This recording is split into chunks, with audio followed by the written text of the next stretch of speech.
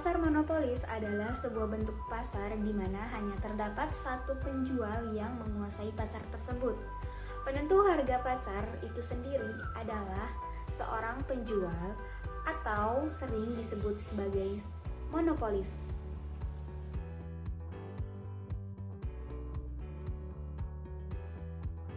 Pembentukan harga di pasar monopolis dilakukan oleh penjual atau disebut juga sebagai monopolis.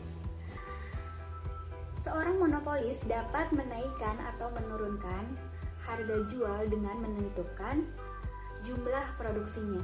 Semakin sedikit barang yang diproduksi, maka semakin mahal pula barang tersebut untuk dijual. Karena seorang penjual sebagai price maker, maka penjual menjual untuk mendapatkan keuntungan yang maksimum. Keuntungan maksimum terjadi ketika Q pada saat MR sama dengan MC atau marginal revenue sama dengan marginal cost, sehingga terciptanya harga P pada titik A, seperti kita lihat pada kurva berikut. Walau demikian, penjual juga memiliki keterbatasan dalam penetapan harga. Apabila penetapan harga terlalu mahal, maka pembeli akan menunda pembeliannya atau mencari atau membuat barang pengganti.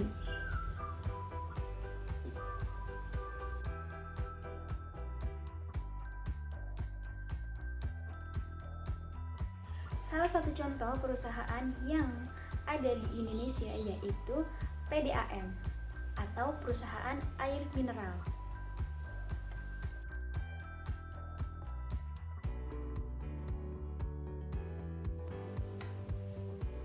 PDAM adalah perusahaan air mineral milik daerah yang bergerak untuk mendistribusikan air bersih kepada masyarakat umum, di mana terdapat di provinsi, kabupaten, kecamatan di seluruh Indonesia. PDAM ini juga diawasi oleh aparatur eksekutif maupun legislatif. Perusahaan air mineral yang dikelola oleh negara secara modern sudah ada sejak pada zaman penjajahan Belanda sekitar tahun 1920-an dengan nama Waterlanding. Sedangkan pada zaman penjajahan Jepang, perusahaan air minum dinamai dengan Suido Shu.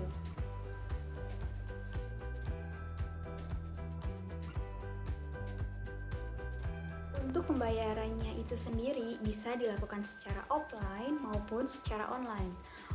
Nah, untuk pembayaran secara offline itu kita bisa langsung datang ke tempatnya. Sedangkan untuk pembayaran secara online, kita bisa menggunakan beberapa aplikasi yang menyediakan layanan tersebut.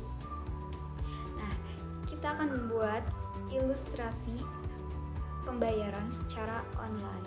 Ini dia.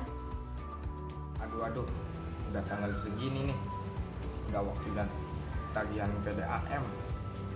Tapi gimana ya, kalau langsung ke tempatnya pasti ramai. Apalagi sekarang lagi pandemi. Oh iya, kan sekarang bisa bayar secara online. Tapi gimana ya caranya?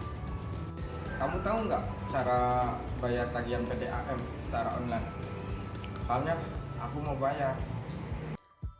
Aku barusan bayar via online. Sebenarnya banyak aplikasi yang bisa buat bayar tagihan online. Kalau aku sih lebih seringnya pakai Shopee, kalau nggak m-banking. Ya udah Shopee aja. Tapi gimana caranya ya? Kamu masuk ke Shopee, lalu klik PDAM, terus pilih wilayah dan masukkan nomor pelanggan. Klik periksa tagihan, udah gitu klik lanjutkan, terus klik bayar sekarang, lalu masukkan PIN saldo mitra. Terakhir kamu konfirmasi pembelian, dapat dilihat dengan klik transaksi di pojok kanan atas halaman utama. Bentar ya, aku coba dulu. Gimana, Ri? Bisa?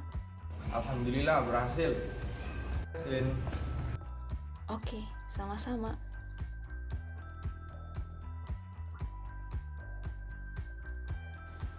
Kekurangan air PDAM.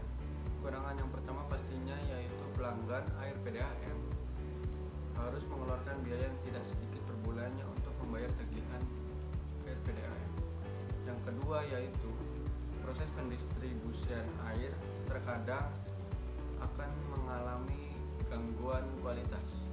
Terkadang air PDAM hanya akan mengalir kecil saat dalam satu wilayah menggunakan air secara bersamaan, apalagi ketika pipa yang menyalurkan ke rumah Anda itu terjadi bocor.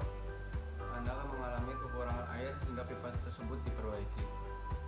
Ketika musim kemarau, biasanya air PDAM yang berbau kaporit tawas karena pihak PDAM menambahkan lebih banyak air untuk menjaga kualitas air. Masih banyak daerah di Indonesia yang belum terjangkau fasilitas PDAM.